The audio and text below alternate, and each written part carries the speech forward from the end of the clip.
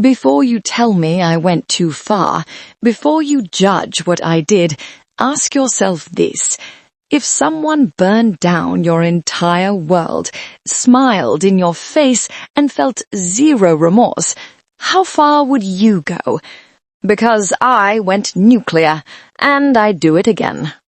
I am Katherine Hayes, and for 16 years, Sophia Martinez was my soulmate.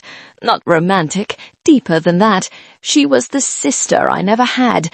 We shared everything. Clothes, secrets, dreams, the password to my diary. We had matching friendship bracelets we swore we'd wear forever. Her family was my family. Her mom made me my favorite lasagna every Friday. Her dad taught me to change a tire. Her older brother Ethan had this awkward crush on me since we were 12. I thought it was cute.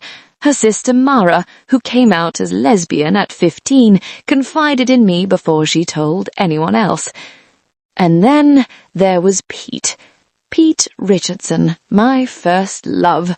Sweet, tall, played guitar, made me laugh until my stomach hurt. We started dating junior year. Sophia was my biggest cheerleader, helped me pick outfits for dates, listened to me gush about him for hours. I trusted her with everything. That was my first mistake. Senior year, 2 weeks before prom, Eve Martinez, our mutual friend, no relation to Sophia, called me crying.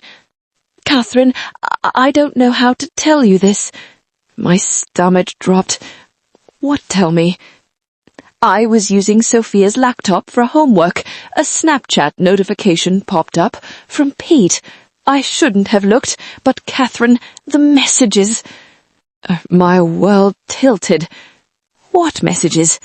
They've been hooking up for 3 months. There are pictures, videos, plans to meet up while you were visiting your grandmother last month. Katherine, I'm so sorry. I couldn't breathe. 3 months? I drove to Sophia's house, Eve's screenshots burning on my phone. Sophia answered the door with that bright smile. "Kath, what's up? Want to help me pick a prom dress?" "Did you sleep with Pete?" Her smile faltered. "What? No. Who told you that?" Eve saw the messages. Panic flashed across her face. "Katherine, listen. Did you sleep with my boyfriend, Sophia?"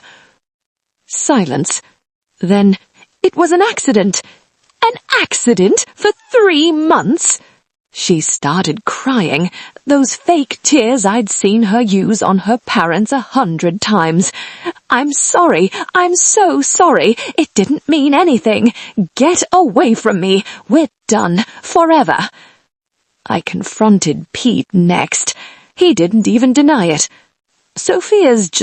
She's just exciting, you know. You're great, Kath, but I threw his guitar at him. It shattered against the wall. Just like my heart.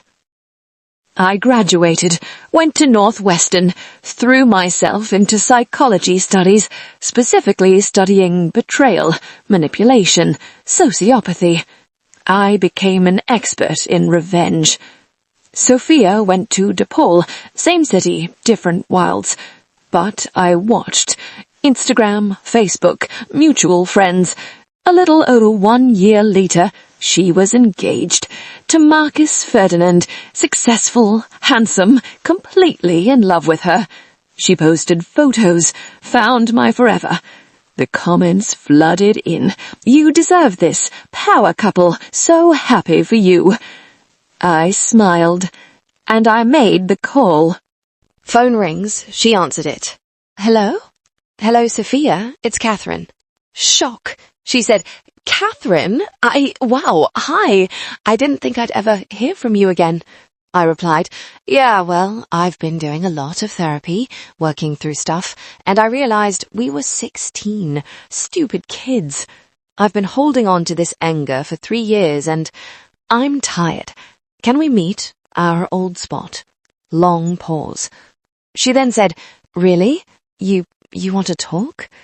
"Yeah, I want to try. For closure, at least. We met at the Grind, our favourite breakfast shop. She looked nervous, guilty. Perfect. Katherine, I just want to say again, I'm so sorry. What I did was unforgivable. You are my best friend, and I held up my hand. Then I said softly, "Stop. I didn't come here for apologies. I came because life's too short, you know? We had 16 years of friendship. One horrible mistake shouldn't erase that." Her eyes filled with tears. "You really mean that?" "I do. Let's start over. Clean slate." She hugged me, sobbing into my shoulder. I hugged back. And the game began. Target 1, Marcus, the fiancé. I accidentally ran into Marcus at a downtown bar. Sophia had introduced us once, briefly. Marcus, wow, small world. We talked. I was charming, funny, flirty. "Sophia's so lucky to have you. Hey, I'm actually doing research for my psychology thesis on relationship dynamics. Would you be willing to grab coffee and let me interview you? Completely academic." He agreed. 3 interviews later, we were in his apartment. I wore the perfume he'd mentioned loving, touched his arm when I laughed. "You know what's crazy?" I whispered, leaning close. "Sophia talks about you non-stop, but I wonder, does she really see you, like the real you?" His defenses crumbled. We slept together that night, and 3 times after, I recorded everything. Target 2, Ethan, the brother. Ethan, now 22, still harboring that childhood crush. I showed up at his apartment. "Hey, stranger, Sophia mentioned you live nearby. Thought I'd drop by." His face lit up like Christmas morning. We started hanging out. Game nights, movies. I'd rest my head on his shoulder, hold his hand, casually. One night, after wine and laughter, "Ethan, can I tell you something? I always thought you were sweet, even back then." He kissed me. I kissed back. We slept together that weekend. I recorded everything. Target 3, Mara, the sister. Mara, 21, out and proud, still had that crush from high school. I invited her to an LGBTQ+ art exhibit. I've been exploring my sexuality lately, experimenting, and I remembered how brave you were coming out at 15. Her eyes widened. "Really, Katherine, I never knew. There's a lot you don't know about me." We went back to my place, talked for hours. Then I kissed her. "Is this okay?" I whispered. "More than okay," she breathed. We slept together that night. I recorded everything. This last one was the hardest, the cruelest. Robert Martinez, 54, successful architect, married to Sophia's mom for 28 years. I knew he worked late Thursdays. I showed up at his office with coffee. "Mr. Martinez, remember me, Sophia's old friend." "Of course, how are you, sweetheart?" "Good. Actually, I'm doing research for my architectural career change. Could I shadow you sometime?" He was flattered. We met weekly. I wore professional clothes that were just slightly too tight, laughed at his jokes, touched his shoulder. After 2 months, "Mr. Martinez, can I confess something? My dad left when I was young. You were always like a father figure to me. I've missed that." He melted.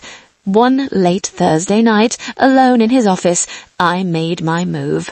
"Katherine, we shouldn't." "I know, but doesn't it feel right, like we've been building to this?" He didn't say no. We slept together. I recorded everything. About 1 year after our reconciliation, Mrs. Martinez called. "Katherine, darling, we're having a family dinner to celebrate Sophia's and Marcus's engagement. We'd love for you to come. She talks about how wonderful it's been reconnecting with you." "I'd love to." I arrived with wine and a USB drive. The dinner table. Sophia, Marcus, Ethan, Mara, Mr. and Mrs. Martinez. Everyone was smiling, laughing. Sophia squeezed my hand. "I'm so glad you're here, Kath." I smiled back. After dessert, I stood. "Can I say something?" Mrs. Martinez beamed. "Of course, Thea." "I'd like to say I'm very, very proud of the woman you've become, Soph, and I wish you a happy married life. Cheers to you." Sophia couldn't stop blushing, smiling from ear to ear. I continued, "That said, tonight I have a gift for you, a little video I put together for you." I smirked. Everyone's eager to see the beauty I've created. I plugged the USB into their smart TV. The screen lit up. Video 1, Marcus and me. Unmistakable. Sophia's face went white. What is this?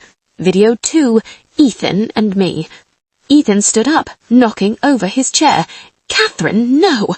Video 3, Mara and me. Mara started crying. Video 4, Robert and me. Mrs. Martinez screamed. Sophia was frozen, mouth open, tears streaming. I looked at each of them. I said, as the big smile on my face disappeared, "Sophia, 3 years ago you betrayed me in the worst way possible.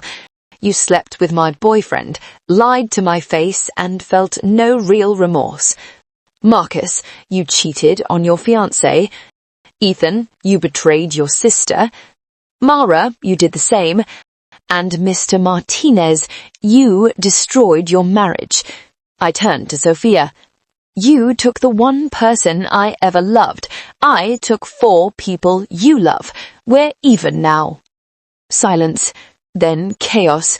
Mrs. Martinez sobbing, Marcus storming out, Ethan yelling, Mara hyperventilating, Robert trying to apologize, and Sophia just stared at me. "How could you?" she whispered. I leaned in close. "Remember, it didn't mean anything. It just happened. I walked out." Sophia and Marcus broke up. Mrs. Martinez filed for divorce. The Martinez family imploded. Sophia called me 2 weeks later, voice dead. "Are you happy now? You destroyed my entire family." "No," I said calmly. "You destroyed our friendship. I just made sure you felt what I felt. Alone, betrayed, watching everyone you trust become a stranger. I was 16. And I'm 21. We both made choices. You chose to betray me. I chose to show you what betrayal actually costs. This isn't who you are. You don't know who I am anymore, just like I never really knew you. Goodbye, Sophia. Forever this time." People say I went too far. Maybe I did, but here's what they don't understand. Sophia didn't just sleep with my boyfriend. She looked me in the eye every day after, knowing what she'd done, and smiled, hugged me, made plans with me. She felt nothing. So I made sure she felt everything. I don't regret it. The best revenge isn't moving on. It's making sure they never do.